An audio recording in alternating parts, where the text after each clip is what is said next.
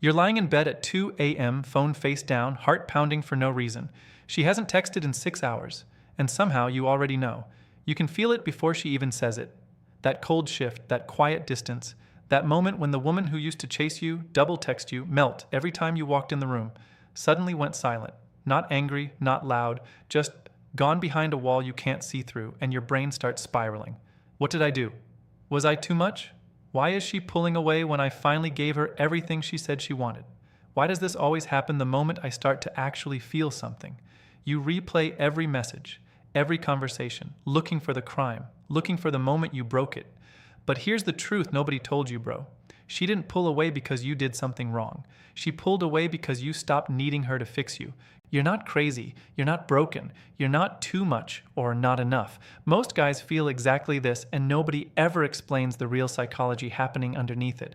And if you've ever been the anxious one, the one who cared too hard, texted too fast, felt too deep, and you've watched a dismissive, avoidant woman slowly disappear the second you started healing, this video is going to explain everything you've been feeling but couldn't put into words.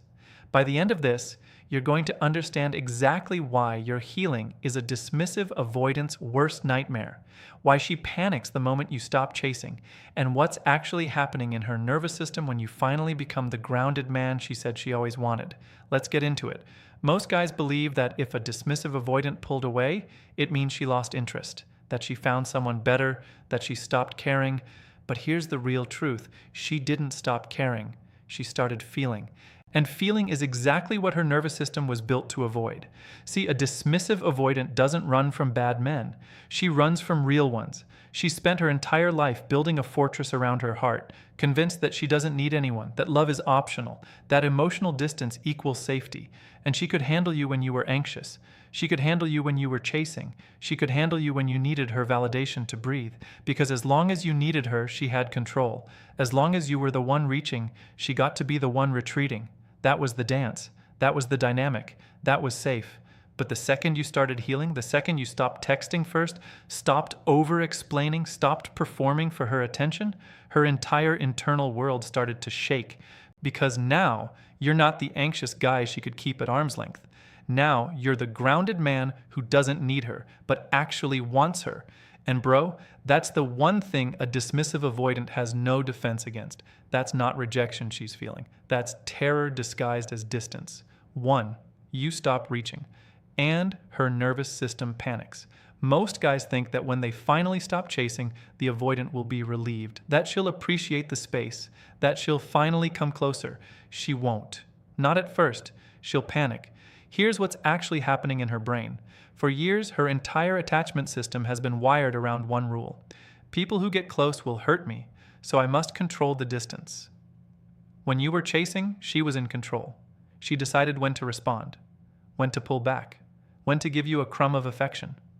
Her nervous system felt safe because she was running the show. But the moment you go quiet, not to manipulate her, not to play a game, but because you genuinely don't need her reassurance anymore, her whole system short-circuits. Suddenly, she's not the one pulling away. She's the one being left in the silence she always claimed she wanted. Most guys, when they go no contact, send one final paragraph explaining why. They cave at day 3. They post a sad story hoping she sees it. The grounded man?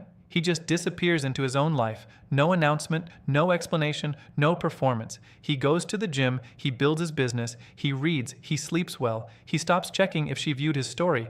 And her brain starts whispering, why isn't he reacting the way he used to?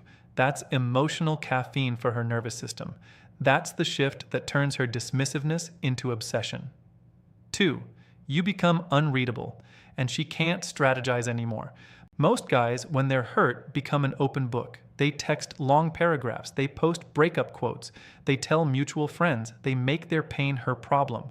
She loves this, not because she's evil, but because predictability is power. When she can predict your emotional moves, she stays in control of the dynamic. Here's the deeper truth, man. A dismissive avoidant's entire defense system runs on pattern recognition. She studies you. She knows exactly which buttons trigger your anxiety. She knows that if she goes cold, you'll come running. She knows that if she throws one breadcrumb, you'll feel hope for a week. Her safety comes from being able to predict your reactions. So the moment you become unreadable, Calm when she expected panic, silent when she expected pleading, busy when she expected availability. Her entire strategy collapses. Not loud unreadable, not look how unbothered I am unreadable, not posting gym selfies unreadable, but quiet, grounded, I'm living my life and she's not the center of it unreadable. The wrong move is texting her, I hope you're doing well, I've been thinking about you. The right move is genuinely not thinking about her because your life finally got interesting enough to hold your full attention. And here's where it gets interesting. When she can't read you anymore, her brain says, wait, this isn't the guy I knew. Something's different. Why don't I have access to him? That's when she starts replaying every conversation in her head. 3. You heal the wound. She used to exploit. Here's the part nobody talks about, bro. A dismissive avoidant doesn't fall for the strongest man. She falls for the most wounded man she can keep at arm's length, because a wounded man is a man she can manage, a man whose anxiety she can poke at, whose insecurities she can quietly use, whose need for her she can ration out like medicine. Most guys spend years trying to convince the avoidant they're worthy of her love. They explain themselves. They prove themselves. They contort themselves into whatever shape they think will finally make her stay. But the deeper psychological truth is this. She didn't lose interest because of what you did. She lost interest the moment she sensed you needed her approval to feel like a man. The moment she felt that wound in you, her nervous system labeled you manageable, and the attraction died in real time. So when you actually heal that wound, when you stop needing her validation to feel okay, when you become the kind of man who can sit alone on a Friday night and feel completely settled inside his own skin, her entire perception of you flips. The wrong version of this is healing loudly, telling her you're working on yourself, sending her articles about attachment theory, trying to weaponize your growth. The right version is healing silently, so silently that one day she runs into you, looks in your eyes, and her gut says, something about him is different and I don't know what it is. That's when she feels something she spent her whole life avoiding, real attraction, the kind that doesn't need a strategy. 4. You stop explaining yourself, and she loses her mirror. Most guys, when an avoidant pulls back, immediately start explaining. I didn't mean it that way. Let me clarify. I was just trying to... They turn themselves inside out, trying to make her understand them. But here's what she actually hears when you over-explain. I'm afraid of losing you. And the moment she hears that, the attraction drops through the floor. Here's the psychology. A dismissive avoidant uses your explanations as a mirror. She watches you justify yourself, and she sees exactly how much power she holds over your emotional state. Every paragraph you send is data she uses to confirm she's still in control of the dynamic. The grounded man doesn't explain. He states. He doesn't justify. He decides. When she throws out a cold remark to test him, he doesn't crumble or defend. He just calmly responds with the truth and lets the silence do the rest. Wrong version.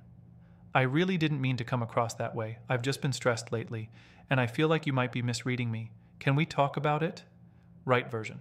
That's not what I meant. If you want to talk about it, I'm here. If not, that's okay too.